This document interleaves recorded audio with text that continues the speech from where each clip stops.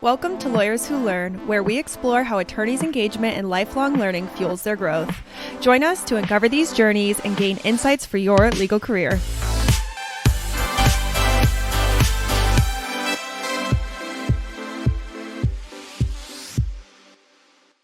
Colin, thank you for having the faith to join me for Lawyers Who Learn and not really knowing what we're going to talk about. So I appreciate that, and I'm looking forward to learning more about you. Thanks so much for the opportunity. Likewise, I am intrigued by engaging in a conversation, not knowing where it's going to end up. That is my favorite conversation. And I'll just tell you one of the reasons why I wanted to have a conversation with you on this podcast is you've been showing up on my LinkedIn feed for years. We're connected, and I'm always so impressed with what you're doing and what your posts are. And I'm like, that's a guy who really has learned a lot and grown a lot in his career. And figured the reason for a podcast is a great excuse to talk to great people. And so I thought I'm not going to do it justice, but I'm going to try to save you time by reading through a little bit of your history. And if I mess up anywhere, let me know. And I hope enjoy to hear all your successes over the years. Sometimes we need to take a moment just to appreciate all that we've done while we're focusing on tomorrow. So you were paralegal before law school. You graduated Boston College of Law in 2010. After that, you looked for in-house roles. And I'm not actually sure what happened with that, but that is what you were looking at. And then in maybe sometime after 2016 or so, that date could be off, but you started focusing on legal tech.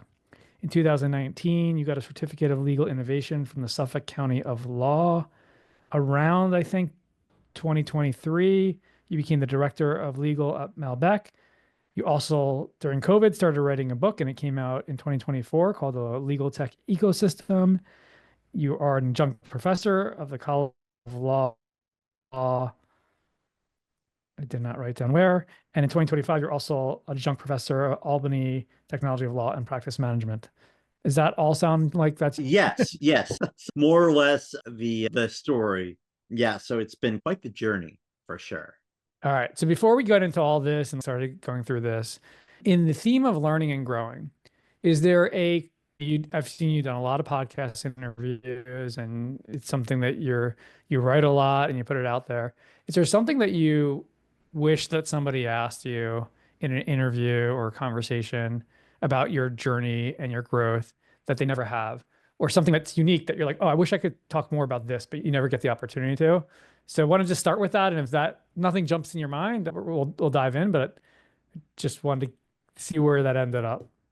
Yeah, it's something I haven't actually been asked that I'm interested in answering is, if I have any regrets in the journey that I've taken and anything that kind of over the course of the journey so far that has been one of those moments where you look back and you think to yourself, yeah, I probably didn't handle that well, or oh, I could have done that better, or oh, I wish I had done this or that.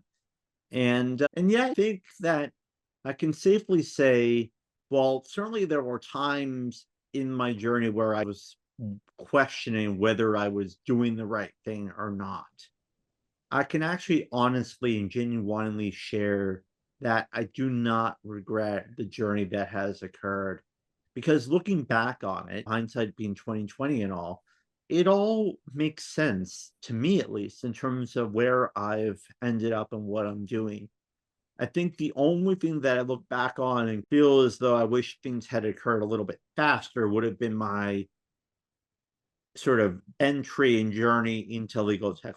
In other words, I wish I had learned about legal tech a little bit earlier in my career, even though I've been in it and been exploring it now for probably about 10 years or so. Me being ambitious and wanting to learn, I think definitely I could have gone. Would I've loved to have been doing it my entire career? Sure. But I needed to learn first before I could dive full in. So it worked out. But that's how I would answer that question. And I think it's a question that I think more folks should ask those that they have on their podcast or whatever, because it reveals, I think, a little bit about how people think, how people look back upon what they've done, and how people judge themselves to some degree and what that translates into. And I appreciate that. And when I think about looking back at regrets, I also think about looking forward to the future. And where are you? So when you think, so like, when you think about your vision and your path over the next 10, 15 years, how designed is it in your mind? Where does that go? And maybe just take a moment, even for me, just to explain what you're doing and what your role is at Malbek. And because it's something that I'm in my mid 40s, you seem younger, but it's something that I think a lot of people struggle with a little bit at this stage in their life where they've had some goals that they've set up and they've followed different paths to get there. And then legal tech ended up being the path that you like. And now you're in it and you're deep in it, but you don't have a clear understanding of what the next 10, 15, 20 years look like your previous. And maybe we could talk about that a little bit. Yeah, I think that's a really interesting question, and I am slightly younger than you, but I think I look younger than I am. All that being said, so my current role, and one that I've had for getting to 3.5 years, has been the director of legal and evangelist for Malbek. Malbek is in the contract lifecycle management space. We are software as a service offering for large companies, help them manage their contracts in terms of reviewing, drafting, negotiating, redlining, the whole kit and caboodle. I, in my role, head up the legal function, so handle negotiating agreements and drafting and revising them and all of that. But I also handle kind of other efforts like marketing efforts, sales efforts, product development efforts. Because I'm a lawyer, I fall into sort of some of the target audience for our products, so I help test out functionality. I also write a fair number of blog posts and conduct webinars and go on podcasts on my own, and then sometimes on behalf of Malbek.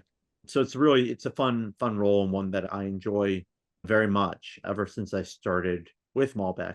In terms of my plan for the next 10, 15 years, despite someone whose natural inclination is to have a plan and to map every single part of my life out, I have learned over time that sometimes you don't want to have a plan. Sometimes you can't have a plan. Much as it may pain me to say this because of what I just said, I don't have a definite sort of, here is definitely what I want to be achieving by the time I am 10 years older from now or 15 years older from now. Do you have anything in writing? So I've always found in order to get where you are today, I mean, you're teaching at two law schools. You wrote a, maybe I froze.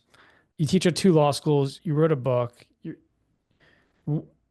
How did that all happen? Like did you in your growth path, did you have a written document where you said, here's my 5-year plan, here's my 3-year plan, no, seriously, because there's a lot of different things that you're working on at the same time. How are you keeping this organized? And again, this is called Lawyers Who Learn. This is geared towards maybe the lawyer who's not taking that traditional peer. There's a lot of lawyers in legal tech, and they're also trying to figure out their path. And so any tidbits you can share on how you've built your career to today? Yeah, although I don't have a plan for the next 10 years per se, I definitely have had items I've wanted to accomplish leading up to this point. One of them was writing a book. I definitely wanted to write a book. I didn't know necessarily when or how. I knew that it was going to be about legal tech, but I didn't know when or how I would do it. And I just reached a point in 2020 when the world, for better or worse, was shut down. Figured, okay, no better time than now to start doing it because I'm literally not going anywhere. So I started writing it because for me, writing has always been something that has been therapeutic. It's been fun for me. It's been something that I really enjoy doing. And so writing this book was a way for me to both engage in that enjoyable activity as well as to do something else I really love to do, which is to help support, inform, and inspire others, in this case about legal tech. And that has been something that also has been a big driver for me over the years, has been to do just that. But to do that, also knew, and this was another goal of mine, I knew I needed to actually learn about legal tech before I could start talking about it. And the best way that I thought of me being able to do that was to essentially engage in networking, engage with others that were in the space that were ahead of me in terms of where they were, what they were doing, how they were learning, and learn from them about their journeys, about what they had learned, about what they did, what that worked, what they did that didn't work, and then use those lessons to inform my own journey and then share with others tidbits of those conversations, which initially took the form of some blog posts and interviews, and then became more formalized in the view in terms of formal interviews that I posted on my website that I still do, as well as posting on social media. Despite someone who otherwise was fairly skeptical of social media, I learned that it can be a very useful and powerful tool for learning and engaging with others. So that was what really drove me to get to where I am. So I didn't have kind of a necessarily something written down per se, but I had in my head certain ambitious goals I wanted to accomplish, which encompassed writing a book, encompassed growing my brand, professional brand online, which encompassed becoming more and more ingrained and embedded within legal tech, potentially even working for a legal tech company. And so I've accomplished those goals. But I want to read you two quotes because I want to, first of all, I love what you said. Your purpose is to support, inform, and inspire others. Is that correct? I got correct. that right? Because I've been saying when people ask me what my purpose is in life, it's to empower, inspire people to live their life to their fullest. So what's interesting to me, there are, like the Matrix or whatever, there are different classes of people who are like, there's the people like us who like learn knowledge, and as soon as you learn it, you want to organize it, structure it, and share it with others so they can take advantage of that. Hence this podcast. Hence I wrote my book in 2019. I'm writing a second book right now, which is a heart attack. And so as I'm writing the second book, there's two things that stood out to me. I saw a quote that you wrote that you said in one of your podcasts. Never just write a book for yourself. And because I've said, it's so funny because I've gotten caught up saying that a lot because these two quotes have driven me when I write. One is by Toni Morrison. If there's a book you want to read, but it hasn't been written yet, then you must write it. And the second book is from Richard Bach, who's a famous author from the 70s. In his book Illusions, he says, "We teach best what we most need to learn." And to some degree, I heard a little bit of both of that in there. You wanted to learn more about the legal tech ecosystem, and so you wanted to write a book about it. But let's go to the quote you said. Why did you say we can't just write a book for ourselves? Because I've caught myself saying that. Look, worst case scenario, it's for myself, and because the journey of writing it and the building the framework is a journey of growth too. So I just wanted to get more insight into that, and then also understand where you thought the hole was, where there wasn't a book that you wanted to write. Today, writing, as I mentioned, for me is something that I enjoy doing in therapeutic. So I write a lot, often just things for myself, just to get thoughts out of my head because it's often crowded with thoughts. But writing a book is not just an exercise in writing. It's an exercise in kind of brand development. It's an exercise in management of your time and management of a project. So it's not something you want to take on lightly. And it's also something that, frankly, can be expensive to do. There are certain expenses associated with writing a book. So I think that if you really want to do well in writing a book, the goal is for it to be something that, to use sort of a theme of some of the quotes that you've said, to write it because you would have loved to have read it yourself. It would have been helpful to you when you were trying to do X, Y, or Z. And because you think that there's a hole in the market that needs to be filled by this because there isn't this type of book that exists. And so for me, when I was thinking about the book, I thought to myself, I looked at other books that are out there. I'm like, okay, there are all these books about different types of legal tech and about different ways in which people can use them or whatever. But there's not really a good kind of high level, non-technical introduction to this space that basically just uses stories and interview quotes and non-technical language to introduce people to this world, because that's often a big impediment to people learning about legal tech, is the tech speak, if you will. So I didn't want to have a book that was tech speak. I wanted to have a book that was going to be an introduction that was just a high level, breezy, easy read, because I was getting a lot of messages from folks asking me to help them learn about what legal tech was and about how to learn about it. And I thought, okay, let me create this book to help them do just that, because I don't see one that exists. So that's what drove me to really write the book. And I figured, all right, I have all these interviews I've done. Let me use some of the material and incorporate it into this book, because what better source for people to learn from than by those who are actually working in legal tech in the field, How in many interviews addition did to you do? myself. How many interviews did you do?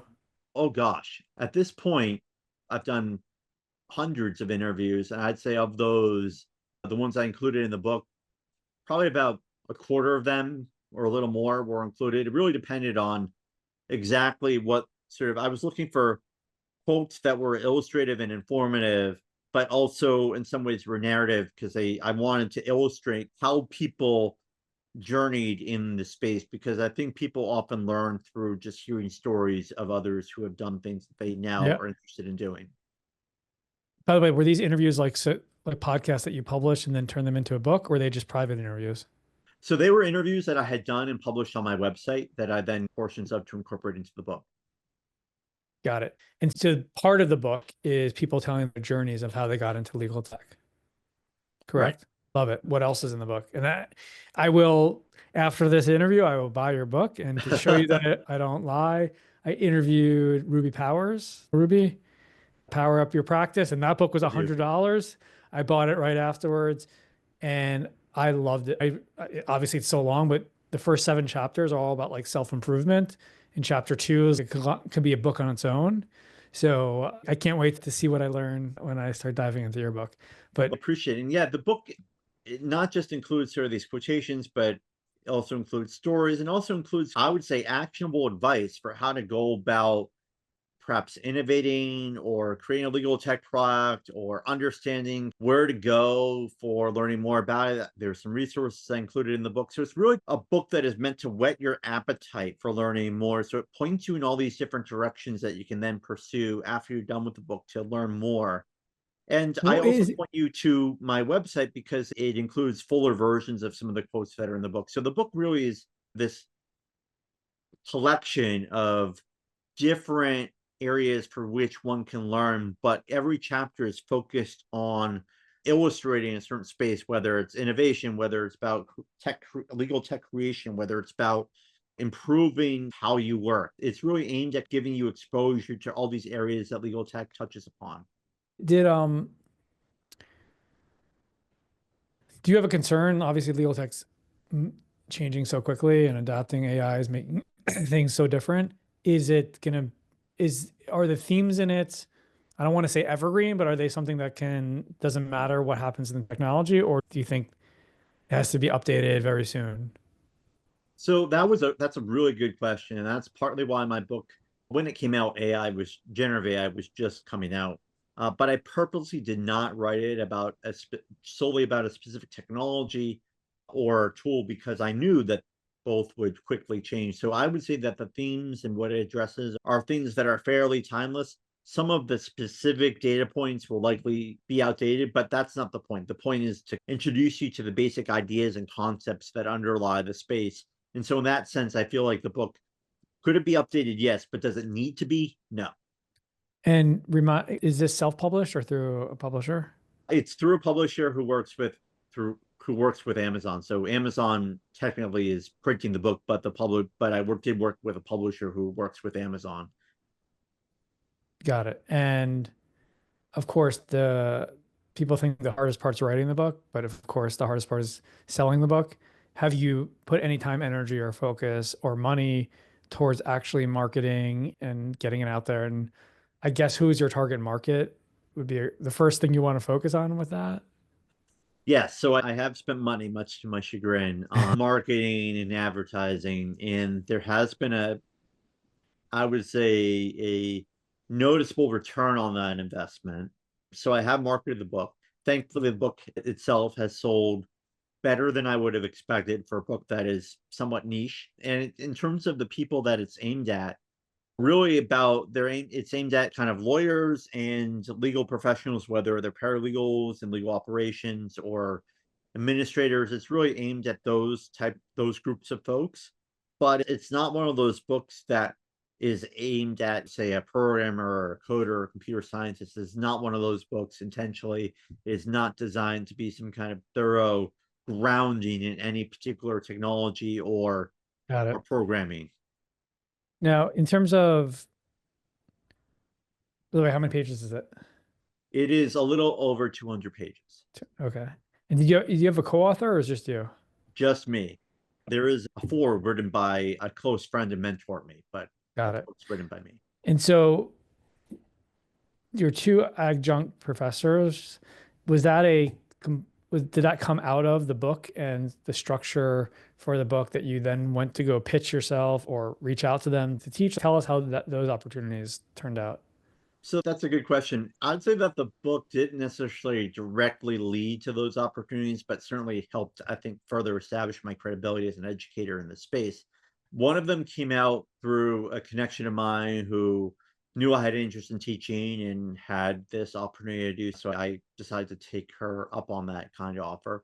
And the other one was a little more involved and was the result of me getting to know a professor at Albany Law School who then said, hey, we could use you to teach this kind of introductory legal tech course. And because I live not that far away from Albany in upstate New York, it worked out. Again, I think that both opportunities came from me being somewhat of a known quantity online in terms of being a legal tech educator. I would say the book further reinforced those credentials.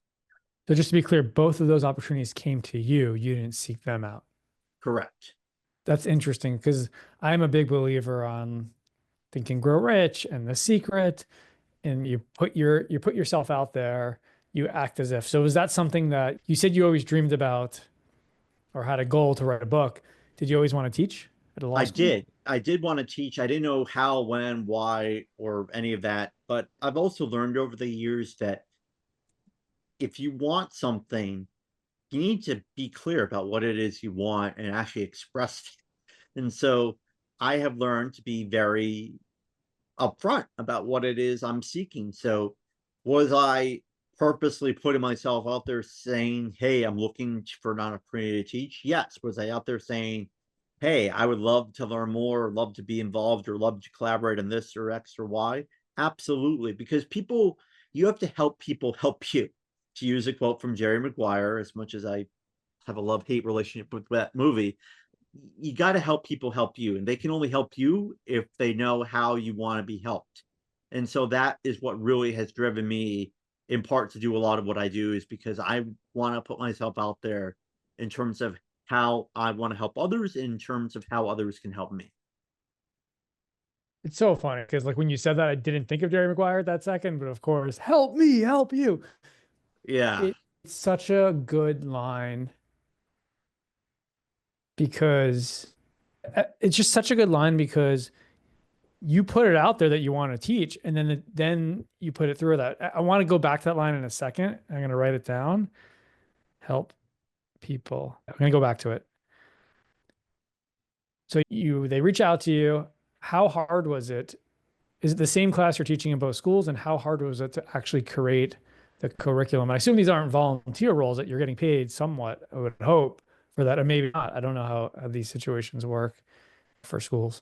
I am being paid, not an exorbitant amount of money, but I am being Right. paid. One of them, actually, both of them were the result of a course that had been taught in the past, but hadn't been taught in a while, so they need someone to refresh and rework it. I also am working slowly but surely on potentially teaching another course at Albany that's entirely my own. But because both courses had not really been taught in a number of years, I had full control over how and what I wanted to do, which was fun for me, as well as a learning experience as well, because I was thinking about, okay, if I was doing this class, how would I want to be learning about these things? What would I want to learn? How? And all of that. I'm finding that teaching is exceptionally rewarding because I'm learning as much as I think the students are, but just about different things. How long? It's once a week. How long is, I assume? So How long is one class? class it's a virtual class, and Got it it. lasts for a few months, and the other class is more of a traditional semester long course that's taught once a week. The class meets Tuesday evenings for 2 hours. I did not pick the day or time, but it's fine. And it's in Um, person. It's in in person. person. How many And it's, students? and I'm sorry. How many students are in it? So the in-person class is pretty small. I only have, it's 4 students plus myself. Got it. But it's So actually great because especially for someone that's new to doing in-person teaching, it's not as intimidating as it otherwise would have been. 100%. It's a conversation as much more than teaching in a way. It is. So I'm having a lot of fun. I was worried about developing a rapport with the students initially, but we have a great rapport now. So that's excellent. And are you actually grading them based on written work? I am. I actually am. And it's going well. So they write weekly reflection papers, and then they have a final project. And I've been very upfront about them, telling them that I'm going to be somewhat of an easier grader on the weekly papers and more of a tougher grader on the final project, just because it's the final project. So you should be judged a little more stringently on that.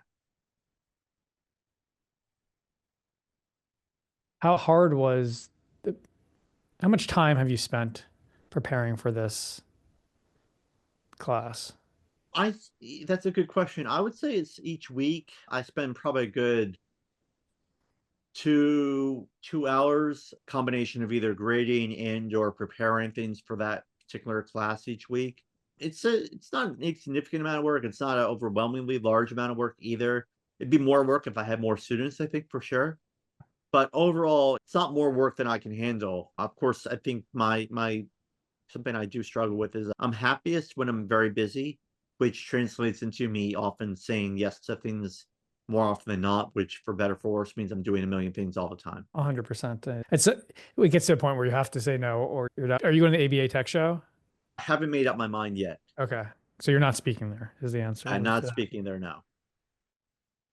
Help people help you. Is there any other specific situations in your career where you can think of where you did something like tell people you want to be a teacher or professor, and then finally gets around to you either early in your career or at any point? Yeah, the role I have with Malbek was a function of me doing just that, saying, hey, I want to work in legal tech. I don't want to just be someone talking about it. A friend of mine got me connected with the folks at Malbek, which then started a conversation with them, which then led to the position that I have now with Malbek. So that's another illustration of how I think just being upfront about what you're looking for can be very helpful. Because something I see periodically online are people saying, hey, I could use your help with X, Y, or Z. And I want to help them. But the problem is that what they're asking for is something that's broad and vague. And I don't know exactly how to approach or what exactly would work best to help them. And so I don't necessarily respond in a way that perhaps would be super helpful because I don't know how, which just reminds me that it's really important. And people shouldn't shy away from just being very clear and even blunt if necessary about what they're looking for and what they need help with, because people like direction. They respond well to the direction. If you don't give them clear direction, they're aimless, and that leaves them a little bit frustrated, not necessarily at you, but at their inability to do what they want, which in some cases is to help you. There's 2 points to that. One, I think of sales. It's if you're not really specifically and clearly asking for the sale and very clear of what the pitch is and what you're asking for, you're not going to get it because you're not going to just be nice to people and be like, okay, we want to give you business, maybe, but more specifically to that. And I think the second part is, I think obviously one of the challenges many times people don't exactly know what they want. And they're hoping, Colin, if I tell him all these different things, he will tell me exactly what I should be. He will make it happen. Versus because they can't figure that out. Have you found that to be the case in your experience when people aren't direct? It's because they're lacking direction themselves. And if so, how have you been able to get more direction to ask for more specific things in your career? So 2 things. One, yes, I definitely have encountered people who have been unclear about what they want, but think that somehow I'm able to help them, which is humbling in one sense, but in the other sense, I'm not a miracle worker. I can't just make things happen out of thin air. So the way I've responded to that has been to provide a little more context in terms of maybe you should look at this or that and then review and then get back to me after you've looked at these things in terms of what you want to be doing or what you're seeking me to help you with. Learn more about what it is you're trying to get help with, and then you can be more specific about what it is I potentially help you with. Yeah. But part of the also, I think part of the other problem too is that sometimes people think that because you responded to them, that automatically means that of course they can do X, Y, or Z for you. And that's not necessarily the case. It's not meaning that they don't want to help you or can't. It's more a matter of it's just not automatic. It's not a quid pro quo. You reached out, you got a response, therefore someone's going to help you. That's not necessarily how it works. Which is why I emphasize a lot with folks, and something I had to learn myself, which is relationship building. It's not just making one connection with someone and then leaving it at that. It's building an actual rapport with getting to know them, listening more than talking, and building that relationship. Because the stronger that relationship is, the more beneficial it's going to be over the short, medium, and long term. And that takes time and effort, but it's all well worth it if you ask me. And I have so many stories of how building relationships has been helpful for me over the course of my career so far. I love that. And that's what I love about the running a podcast, because I purposely intensely listen to what you say. I don't have a list of questions written down. I don't have anything really planned. And my goal is to look a little bit before we talk, understand who you are, and then it's either going to work or it's not going to work. But it's certainly not just going to be a list of questions that I'm speaking of. And I hope that leads, at least to us and for others, to better relationship building when you know I'm hearing what you're saying, I'm responding to what you're saying, and I'm asking a follow up versus just going to the next question. And I think that same thing can go to but it's, you don't know where it's going to go. So appreciate that. But with that said, I'm going to go to the next question. This is a prepared question that I'm always interested in. What books, what books have been impactful for you in your life and in your career? And then the second question to that is, what are you currently reading now? But don't answer that one yet. But I wanted to have them both there just in case it helps if you didn't have anything pop up in the other one. There are a variety of books that I like to read or have read and have been inspirational for me. One came out a number of years ago at this point. It is called Data Driven Law. It's edited by a guy named Ed Waters, who now is with VLEX, which is a major legal research and analytics company. And what I really appreciated about that book is, in some ways like mine, it touches upon a lot of different areas in which data has informed and has driven the practice of law. And given someone who has learned to become very data driven and very analytic driven, it was a very inspirational book for me as I was learning about the space as well. So that is one book that I definitely have enjoyed reading. One of the first books that I ever read about any of this kind of legal tech stuff is Tomorrow's Lawyers by Richard Susskind. And it was a fascinating book in that took this very kind of broad, positive, tech-enabled look at sort of future of law practice. And that to me was also inspirational in wanting to become more of a lawyer that was suited for the practice of law today and tomorrow, as opposed to one that's been rooted and remained stuck in the past and the way things have done before. So those two books have really been ones that I think were inspirational to me. I would say that, going back quite a ways, that a book that was really, I'd say it's a book from my childhood, but it really has remained a favorite book and been one about, it has one that I think is popular with kids still, but one that has really impacted me in some ways. It's called Where the Wild Things Are. It came out a long time ago in 1963. I had it as a childhood book. To me, it was meaningful because it's just a book about being you and about understanding how to just find your way in some ways. At least that's what I took from the book.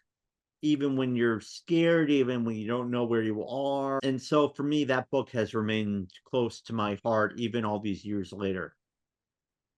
I appreciate you sharing that first book, because what I found with me, at least, the reason I needed to write a book and now I need to write a second book is because, hands down, books have had the biggest impact on my life.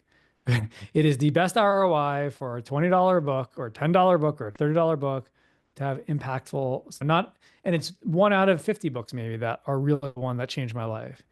And so usually somebody has a book like that who wants to be an author because they want to give back. And I missed the beginning of, you said, I heard wild things are. What was the first word of it?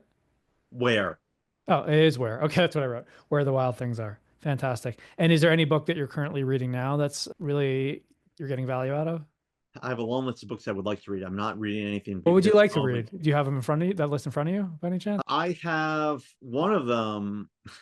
This is really fairly niche, but it's about game theory, which is a branch of economics and mathematics. And I find it very interesting. So I want to read this kind of introductory book on game theory because it has to do with how people behave and react in a group in a way. And it's very, and being someone who for quite a while has been very fascinated and interested in economics, particularly behavioral economics, which game theory ties into. I, for one, am very interested in learning more about the behavior of humans in terms of just their psychological sort of incentives as well as otherwise. And so game theory has been on my mind. So I'm looking forward to reading that book. But it's definitely that book, or basically anyone about game theory, not necessarily for the faint of heart because it's a little technical, Yeah. but it's something that for me it's fun. I wish I could hit a button and just understand it all. But I guess there's something called AI that will probably help you there. So I appreciate Right. that. And what about any podcasts that are transformational for you or that you really enjoy listening to on a regular basis now? One that I really enjoy is Technically Legal. It's one that talks about technology and the practice of law. And then another one Is is that the from, Clio podcast? The one that's sponsored by that's a Clio? different one. That's from Rob Okay. Hanna. And it's going to be actually the one I was going to suggest. That another one that I really enjoy is called Legally Speaking. And that's from Rob Hanna. That's sponsored by Clio, and I love it. It's great. Rob Hanna I'm does a interviewing great him job. actually. He's a good friend of mine. Cool. So Anyone you would recommend? Who would you recommend I reach out to after this that would be an awesome, just similar to this, an awesome conversation where we would hopefully discover something where other people would get value out of? yeah, I think actually Rob Hanna would be a great person to reach out to. He's I on already got him booked. I need somebody else. excellent. Think about it, and we can get back to that afterwards. I'm gonna end with the same question I started off with, and then I'm gonna give you the final question because I do feel, and there doesn't have to be, but there's something about me where I feel a little uncomfortable. I feel like I'm putting somebody on the hot seat for 45 minutes. I want to give you one question to make me feel uncomfortable or not, or just to do anything. You don't have to. I just want to give you that opportunity. But my last question, similar to what we started, after everything we talked about, and we cover lots of interesting topics, and I feel like I've always looking for that one little line of gold, and there was many, but the one thing that you just helped remind me and us is help people help you. I think that's a really great theme and focus of where we ended up here. But is there anything that you that I you would have wanted to mention that we didn't get to mention based on what we talked about? You're like, oh, let me just share one more nugget or interesting fact. Yeah, I think the one thing I would just say is the best piece of advice I can give unsolicited to anyone who's listening is the more you listen to yourself, the more successful you're likely to be, meaning that know thyself, listen to yourself, take that to heart. And if you are telling yourself something, think about why, because people have a tendency to just brush aside things that they're hearing from themselves or what their gut is telling you. And my suggestion is don't ignore. Not all of it's going to be positive. Some of it or a lot of it may be negative, but there's a reason for it, and you want to understand the reason why. Whether it's because you're feeling down about something or whether you're uncertain about something or what have you. But the only way to figure it out is for you to listen to yourself. So my suggestion would be to know yourself and listen to yourself. I love that. Maybe for another episode is how do you get to know yourself better and better listen to yourself? But we'll save that one. Giving you the final question if you have one. If not, we can call it a day. Yeah, I've really enjoyed this conversation. I encourage people to follow me online, but really have appreciated the chat and enjoyed the Yeah. free flowing discussion. I always love that. And the way to follow me online is either on LinkedIn under my name or my website, colinsLevy.com. Thank you so much. And I was a little nervous, so appreciate you not making me on a hot seat.